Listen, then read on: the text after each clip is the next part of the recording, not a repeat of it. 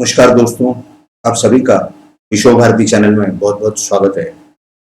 आज हम आपको वही जानकारी देने जा रहे हैं उसी विषय पर, जिस विषय पर आप सभी लोगों से काफी सारी फरमाइशें, विनंती और रिक्वेस्ट आ रही थी कि ये जो राज कुंद्रा का मसला है वो क्या मसला है, और उसके साथ में ये जो शिल्पा शेट्टी यानी उनके पत्नी का नाम जुड़ा हुआ है वो पूरा माजरा क्या है, और क्या उसके साथ राजनीति का यानी खास करके महाराष्ट्र की राजनीति का कोई संबंध है या नहीं है। तो इसके बारे में हम आपको पूरी जानकारी देने जा रहे हैं इस वीडियो में। आप हमारे साथ इस वीडियो में बने रहे।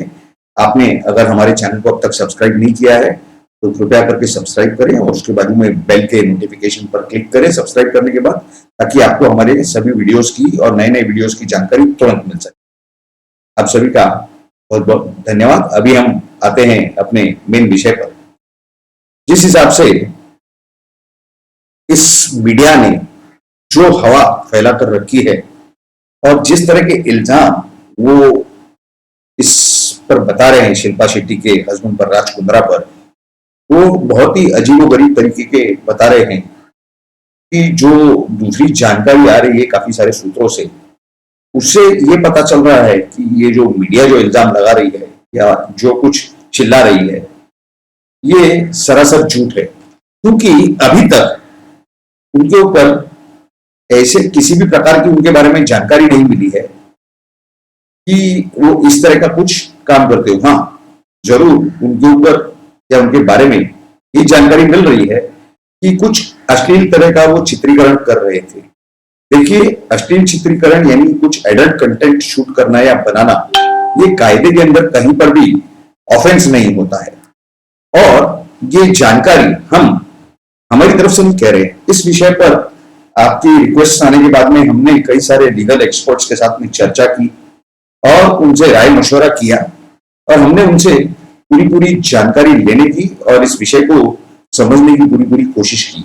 अब ये सब क्या माजरा है ये हम आपको बताएंगे, क्योंकि हम इसके ऊपर लीगल एक्सपर्ट्स के साथ काफी सारा डिस्कशन और जानकारी उनसे लेके बैठे हैं, उनके साथ डिस्कशन करके बैठे हैं। तो उसमें देखिए कि कानून का जो कहना है यानी लीगल एक्सपर्ट्स के द्वारा हमें जो जानकारी मिली उनके साथ डिस्कशन करके, वो कुछ इस प्रकार से है कि जब तक किसी भी एडल्ट व्यक्ति की चोरी छुपे नहीं उसका कंसेंट लेकर के किसी भी तरह का चित्रीकरण किया जाता है, वो किसी भी स्वरूप से किसी भी तरीके से गैरकानूनी नहीं।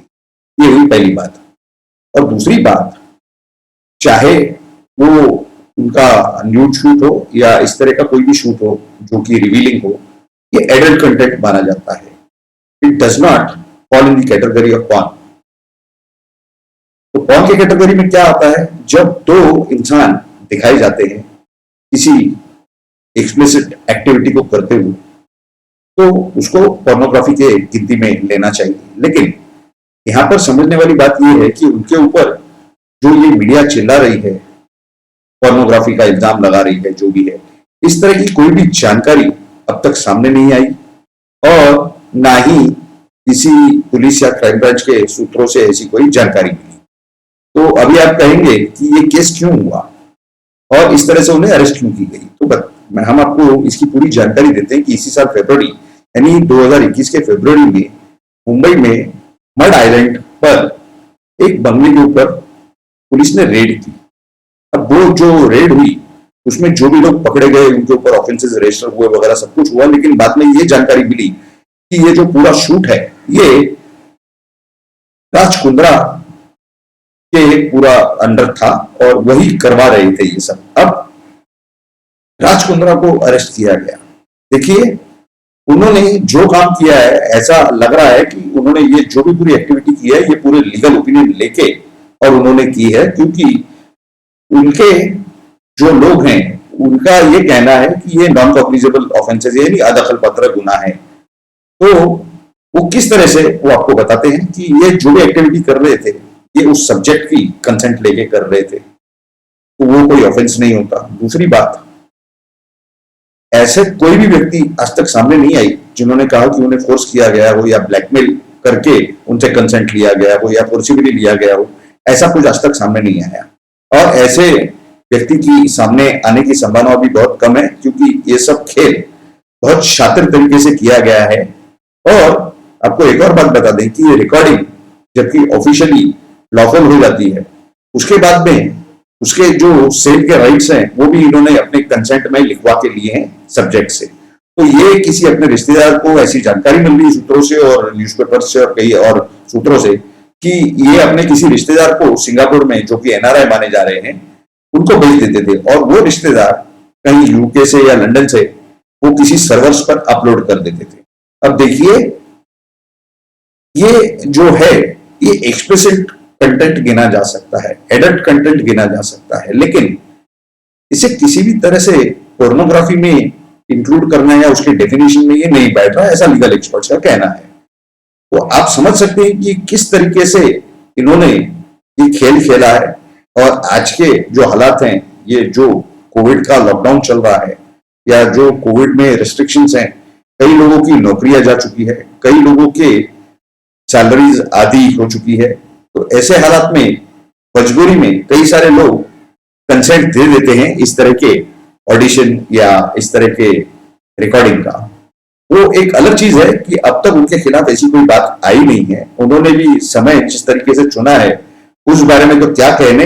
लेकिन दूसरी एक और बात आपको बताएं कि ये सब के बाद अभी पिछले 2 दिनों में ये कुछ जानकारी आ रही थी कि शिल्पा शेट्टी जो है उनके ऊपर रेड्स हुई उनके घर पर, और मतलब राज कुंद्रा का जो पुलिस कस्टडी जब बढ़ाई गई कोर्ट से, उसके बाद ये जानकारी मिल रही थी कि शिल्पा शेट्टी के घर में रेड्स हुई और क्राइम ब्रांच वहां की ये ट्रेस करने की कोशिश कर रही है कि ये जो ऐप के जो परचेजेस हैं उसके कोई भी पैसे इनके अकाउंट में आए क्या।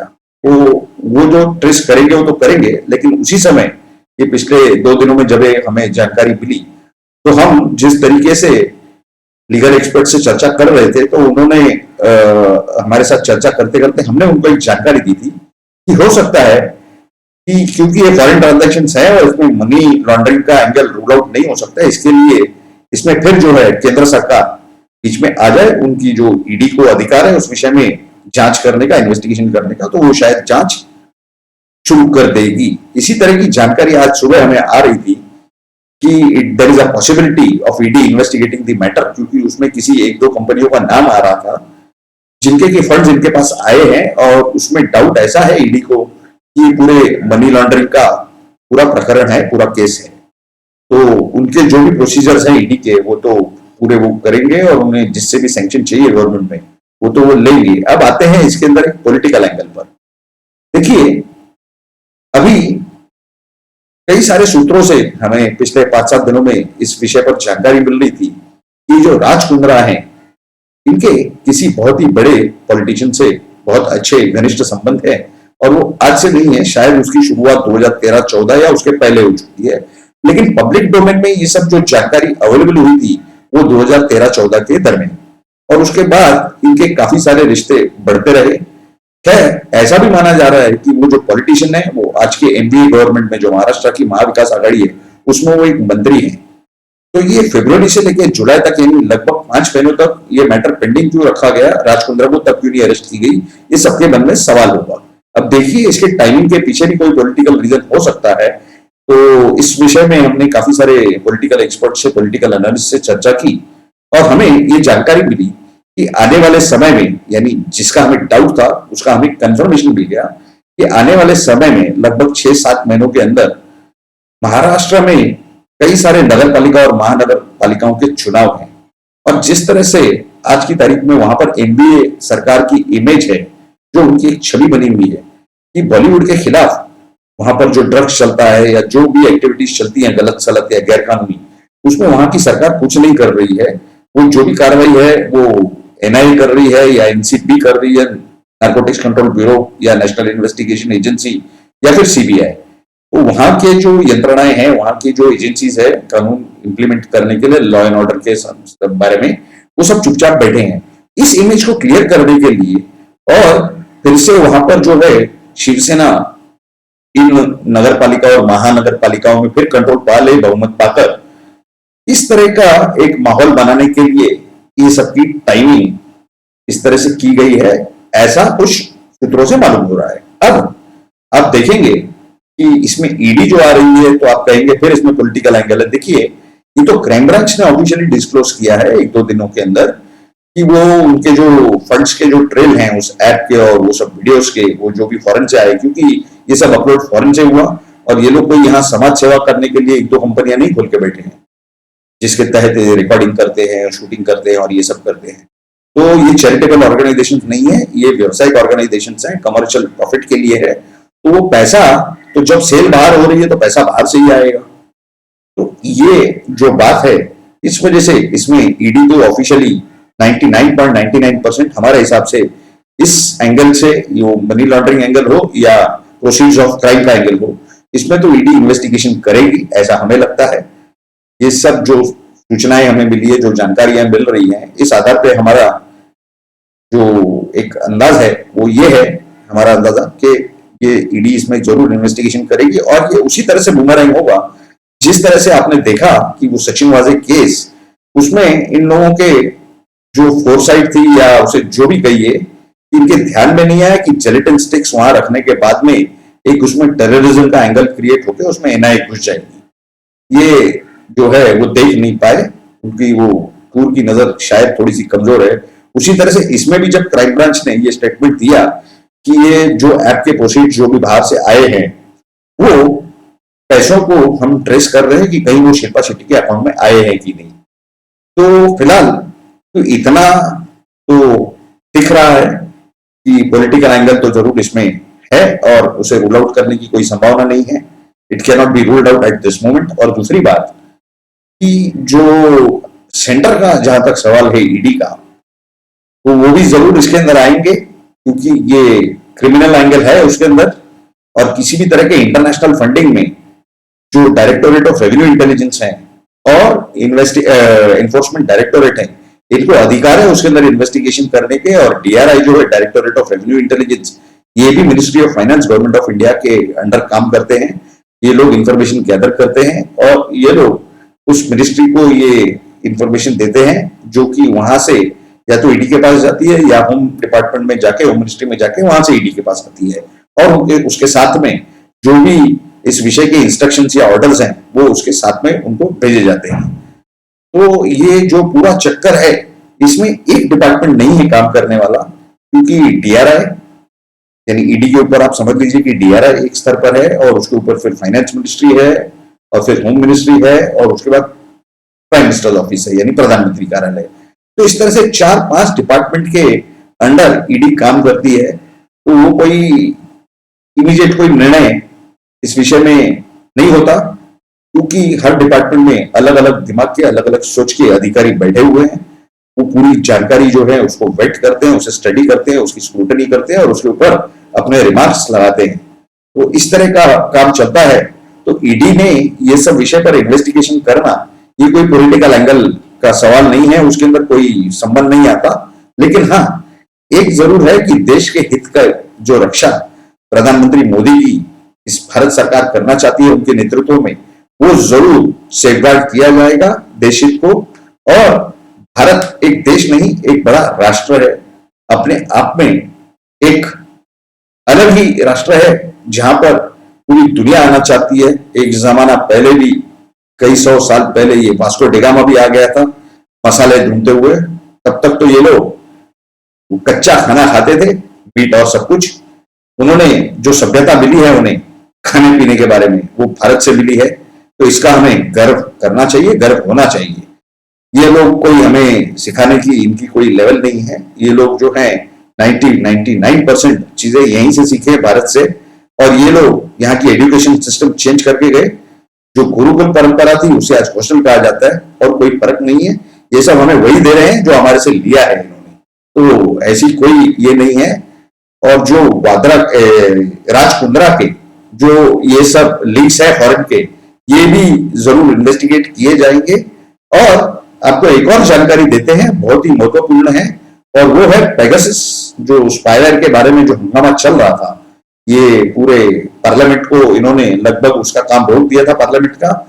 उसके लिंक्स ऐसा मालूम हो रहा है कि एक जॉर्ज सोरोस नाम के हैं, जो कि एक टूल किट जब कांड हुआ था तो उसके अंदर वो इन्वॉल्व थे, उनकी कई सारी एनजीओ है और ऐसी भी जानकारी मिल रही है कि इसके अंदर काफी अलग अलग देशों के जो डीप स्टेट का इन्वॉल्वमेंट है, यानी फॉरेन गवर्नमेंट के फंडिंग का, उनके इंटेलिजेंस के थ्रू, क्योंकि ये जो एनजीओ का एक तरह का वहां पर एक चेन बनाई गई है कि एक एनजीओ दूसरे एनजीओ से जुड़ी हुई है, वो तीसरे से जुड़ी हुई है, और उसके बाद वो फंडिंग जो है वो जॉर्ज सोरोस या उनके एक दो एनजीओ के द्वारा ये सबके लिए की जाती है। तो ये जो पूरी फॉरेन की मीडिया इसके अंदर इन्वॉल्व है और हमारे भारत देश के लोगों को पूरी तरह से गुमराह करके यहाँ पर एक सिविल वॉर करवाना चाहते हैं।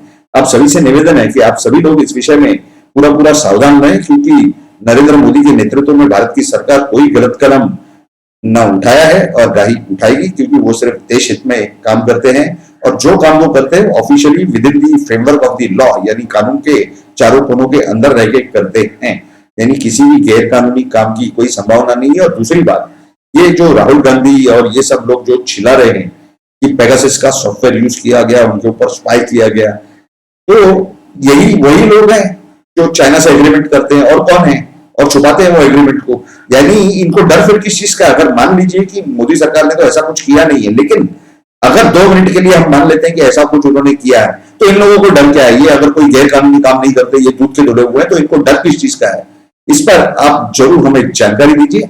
और ये जो हमने आपको पूरा शिल्पा शेट्टी का और उनके हस्बैंड का राज कुंद्रा की जो जानकारी दी, उस विषय पर आपके पास अगर कुछ जानकारी हो या आपकी राय, आप जरूर नीचे कमेंट करके हमारे साथ शेयर करें। दूसरी बात, तो ये जो पेगासस सॉफ्टवेयर और स्पाईवेयर है, इस पर भी अगर आपके पास कुछ जानकारी है या आप हमें कुछ जानकारी दे सकते हैं इस विषय पर, या आपकी राय हमारे साथ अगर शेयर करना चाहते हैं, तो आप जरूर नीचे कमेंट करके अपनी राय शेयर कीजिए।